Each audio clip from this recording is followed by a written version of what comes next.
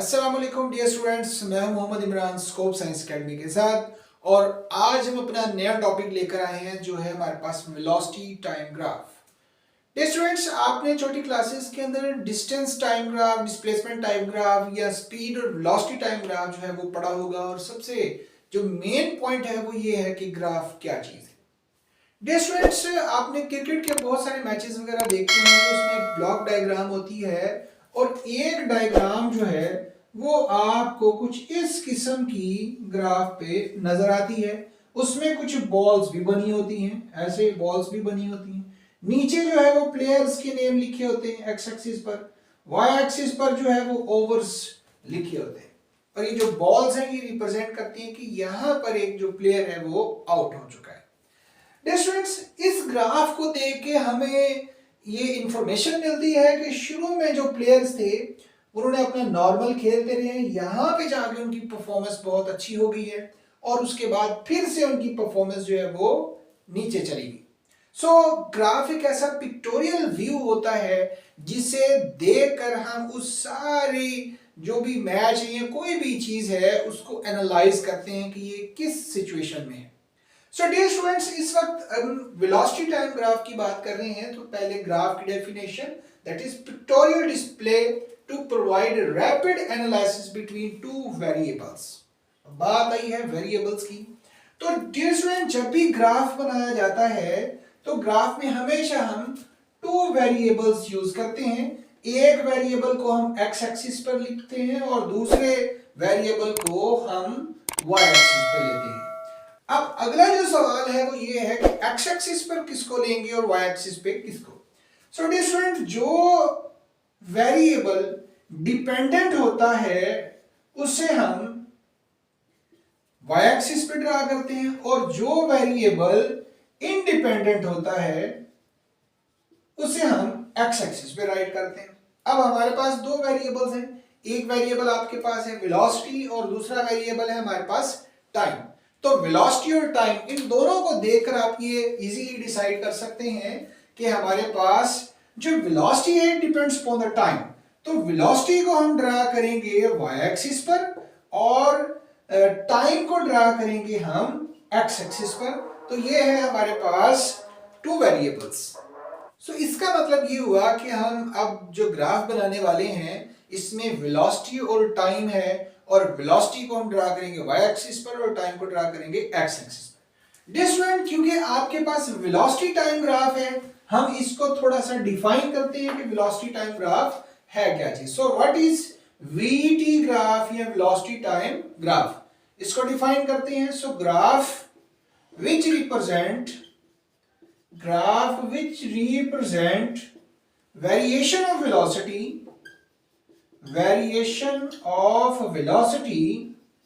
with respect to time। तो हम एक ऐसे ग्राफ के बारे में पढ़ने जा रहे हैं जो हमें वेलोसिटी की वेरिएशन के बारे में बताएगा with respect to time, variation of velocity with respect to time. ये है आपके पास वेलोसिटी टाइम ग्राफ। अब डियर स्टूडेंट्स, हम इसके डिफरेंट केसेस डिस्कस करते हैं, वन बाय वन हम इसके डिफरेंट केसेस जो हैं वो डिस्कस करेंगे। सो पहला केस होगा आपके पास कांस्टेंट वेलोसिटी वाला, कांस्टेंट वेलोसिटी। सो इसमें हम सपोज करते हैं कि एक बॉडी जो है वो कांस्टेंट वेलोसिटी के साथ मूव कर रही है। तो इसका ग्राफ कैसा होगा। डियर स्टूडेंट, एक्स एक्सिस पर आपके पास है टाइम और वाई एक्सिस पर आपके पास है वेलोसिटी। तो सपोज करते हैं कि हमारे पास एक बॉडी है और उस बॉडी की जो वेलोसिटी है वो है हमारे पास 10 मीटर पर सेकेंड। तो यहां पर हम लिखते हैं 0, यहां पर हम लिखते हैं 5, यहां पर हम लिखते हैं 10 और वेलोसिटी आपके पास है मीटर पर सेकेंड में। इसी तरह से यहां आप लिख सकते हैं टाइम को, जैसे 2, 4, 6 etc। सो डियर स्टूडेंट, अब आपके पास कांस्टेंट वेलोसिटी है और वो है 10 मीटर पर सेकेंड। सो एक बॉडी जो है वो 10 मीटर पर सेकेंड की कांस्टेंट वेलोसिटी के साथ मूव कर रही है। तो इसका जो ग्राफ होगा वो आपके पास एक हॉरिजॉन्टल स्ट्रेट लाइन होगा। तो ग्राफ आपके पास होगा हॉरिजॉन्टल स्ट्रेट लाइन, एक ऐसी हॉरिजॉन्टल स्ट्रेट लाइन जो पैरेलल है टाइम एक्सिस के। So horizontal to parallel to time axis. So dear student, जब एक बॉडी कांस्टेंट वेलोसिटी के साथ मूव करती है तो उसका जो ग्राफ है वो इस किस्म का आता है। अब इस वेलोसिटी टाइम ग्राफ के अंदर हमने जो इंफॉर्मेशन चाहिए है, हमें दो तीन इंफॉर्मेशंस मिलती हैं। एक, हम इस वीटी ग्राफ से डिस्टेंस फाइंड कर सकते हैं। दूसरा, हम इस वीटी ग्राफ से एक्सेलरेशन जो है ये फाइंड कर सकते हैं। सो अब हमने वन बाय वन ये दोनों चीजें डिटरमाइन करनी। अब डिस्टेंस कैसे फाइंड करेंगे? डिस्टेंस कवर्ड, इस बॉडी ने कितनी डिस्टेंस कवर की है ये हम वेलोसिटी टाइम ग्राफ से कैसे फाइंड करेंगे? इसका मेथड है बच्चों, distance covered that is equal to area of graph. Distance cover ये एरिया ऑफ ग्राफ के इक्वल है। तो फिलहाल यहां पर जो कंडीशन है इसमें आपके पास जो एरिया बन रहा है ये तो हमारे पास रेक्टेंगल बन रहा है। अगर इसका एरिया रेक्टेंगल बन रहा है तो distance covered that is equal to ये तो होगा एरिया ऑफ रेक्टेंगल के। अगर ये एरिया ऑफ रेक्टेंगल की इक्वल है तो रेक्टेंगल का जो एरिया है वो तो होता है हमारे पास length multiply by width. So length y axis पर आपके पास इस वक्त वेलोसिटी है और एक्स एक्सिस पर आपके पास इस वक्त टाइम है, तो distance velocity multiply by time, इस तरह से आप इसका डिस्टेंस कवर्ड फाइंड कर सकते हैं।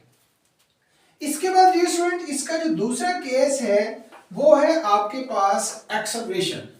सो वेलोसिटी टाइम ग्राफ के अंदर हमारे पास जो एक्सेलरेशन होगा that is equal to slope. तो एक्सेलरेशन किसके इक्वल होगा? स्लोप के इक्वल होगा। अब स्लोप क्या चीज होती है? डियर स्टूडेंट, आप जानते हैं किसी भी ग्राफ का स्लोप निकालना पड़े तो हम उसको परपेंडिकुलर ओवर बेस या फिर राइज ओवर रन, या फिर इसको परपेंडिकुलर को आप वाई एक्सिस लिख सकते हैं और बेस को आप एक्स एक्सिस लिख सकते हैं। So del y by del x, इस तरह से हम किसी भी ग्राफ का स्लोप फाइंड कर सकते हैं। और ये स्लोप जो होता है ये बराबर होता है टेन थीटा के। फिलहाल जो आपके पास स्लोप है वाई एक्सिस पर वेलोसिटी है और एक्स एक्सिस पर आपके पास टाइम है, तो total change in velocity divided by total time that is equal to slope, और यही स्लोप हमारे पास एक्सेलरेशन के इक्वल है। So dear student, present case में हमारे पास कांस्टेंट वेलोसिटी है। इसका मतलब ये हुआ कि इस प्रेजेंट केस में आपके पास जो चेंज इन वेलोसिटी है that is equal to zero, ये जीरो के इक्वल है। इस केस में अगर हम एक्सेलरेशन की बात करते हैं so change in velocity with respect to time that is equal to zero, या फिर आपके पास इस केस में स्लोप भी जीरो है। स्लोप वैसे भी हमें एक्सेलरेशन के ही बारे में बता रहा है, इसका मतलब एक्सेलरेशन हमारे पास क्या है? जीरो है। तो पहला केस, जब एक बॉडी कांस्टेंट वेलोसिटी के साथ मूव करेगी तो वो जो डिस्टेंस कवर करेगा वो आपके पास एरिया ऑफ ग्राफ के बराबर होगा, इस एरिया के बराबर होगा एरिया ऑफ रेक्टेंगल के। दूसरी जो इंफॉर्मेशन थी हमारे पास एक्सेलरेशन की, तो एक्सेलरेशन हमारे पास यहां पर जीरो है क्योंकि बॉडी कांस्टेंट वेलोसिटी से मूव कर रही है। स्लोप ही हमें एक्सेलरेशन के बारे में बताता है, तो यहां पर स्लोप भी आपके पास क्या है? जीरो है। ये था आपके पास पहला केस कांस्टेंट वेलोसिटी वाला। अब डियर स्टूडेंट्स, हम इसके दूसरे केस की तरफ चलते हैं, वेलोसिटी टाइम ग्राफ के नेक्स्ट केस की तरफ चलते हैं, अगले केस की तरफ, और वो है हमारे पास B. So body moving with uniformly increasing velocity, जब एक बॉडी जो है वो यूनिफॉर्मली इंक्रीजिंग वेलोसिटी के साथ मूव करे। सो डियर स्टूडेंट, पहले हम यहाँ पर ग्राफ बनाते हैं कि ग्राफ हमारे पास किस किस्म का बनता है। इधर हम लिख देते हैं टाइम आपके पास 2, 4, 6, 8 सेकेंड, टाइम को हम सेकेंड के अंदर मेजर कर रहे हैं। इसी तरह से यहाँ पर भी हम वेलोसिटी जो आप मीटर पर सेकेंड में मेजर कर रहे हैं वो है आपके पास 5, 10, 15 और 20। अब पहले 2 सेकंड के अंदर वेलोसिटी थी 5 मीटर पर सेकंड, अगले 2 सेकंड 4 सेकंड पे हो गई 10 मीटर, 6 पे हो गई 15 मीटर पर सेकंड, इसी तरह से 8 पे होगी आपके पास 20। अगर हम ग्राफ बनाते हैं तो आपके पास इस किस्म का ग्राफ बनता है। तो इसका मतलब इस केस में आपके पास जो ग्राफ होगा वो होगा inclined straight line, inclined straight line. तो जब एक बॉडी यूनिफॉर्मली इंक्रीजिंग वेलोसिटी के साथ मूव करेगी तो ग्राफ आपके पास होगा इंक्लाइंड स्ट्रेट लाइन। इसके बाद डियर स्टूडेंट्स हम अगली बात करते हैं। अगली जो दो इंफॉर्मेशन हमें चाहिए वो है डिस्टेंस। वही बात हमारे पास कि जो हमारे पास डिस्टेंस कवर्ड है that is equal to area of VT graph. तो ये वीटी ग्राफ के एरिया के इक्वल होगा। फिलहाल यहां पर हमारे पास जो एरिया बन रहा है ये एरिया तो ट्रायंगल बन रहा है। इसका मतलब डिस्टेंस जो है ये तो इक्वल है एरिया ऑफ ट्रायंगल के। और ट्रायंगल का एरिया कैसे फाइंड करते हैं? 1/2 length multiply by width. So perpendicular base, so 1/2 perpendicular आपके पास वेलोसिटी है, बेस आपके पास टाइम है। तो डिस्टेंस कवर्ड आपके पास आता है S is equal to 1/2 VT। तो आपके पास इस ग्राफ का जो एरिया होगा ये हमें बताएगा डिस्टेंस के बारे में। सो ये पहली इंफॉर्मेशन है। अब अगली इंफॉर्मेशन की तरफ चलते हैं और वो है हमारे पास acceleration. So dear students acceleration कैसे फाइंड करेंगे? जैसे आपको बताया कि एक्सेलरेशन तो स्लोप की इक्वल है। स्लोप क्या होता है? Y axis total change, x axis total time. So इस हिसाब से अगर हम देखें तो आपके पास किसी भी पॉइंट पर अगर आप यहां पर भी निकालें, अगर आप यहां पर भी निकालें तो आपके पास जो स्लोप होगा वो सेम आएगा। आपके पास स्लोप कांस्टेंट आएगा। सो डियर स्टूडेंट अगर आपके पास यहां पर स्लोप कांस्टेंट आ रहा है इसका मतलब ये होगा एक्सेलरेशन आपके पास कांस्टेंट होगी। सो यूनिफॉर्मली इंक्रीजिंग वेलोसिटी का जो स्लोप है वो कांस्टेंट है और स्लोप क्योंकि एक्सेलरेशन के इक्वल है इसलिए आप कह सकते हैं कि when a body is moving with uniformly increasing velocity its velocity time graph will be inclined straight line, distance half vt and acceleration is constant. ये था डियर स्टूडेंट्स हमारे पास दूसरा केस। अब हम आते हैं इसके तीसरे केस की तरफ। अब इसका लास्ट और तीसरा जो केस है वो है आपके पास C moving with body moving with variable velocity. Variable velocity. अब डियर स्टूडेंट बॉडी जो है वो वेरिएबल वेलोसिटी के साथ मूव कर रही है। अब उसकी जो वेलोसिटी वो वेरिएबल है तो इस केस में हमारे पास जो ग्राफ बनता है वो इस किस्म का बनता है। सो ग्राफ इज कर्व। तो ग्राफ हमारे पास क्या होगा? कर्व होगा।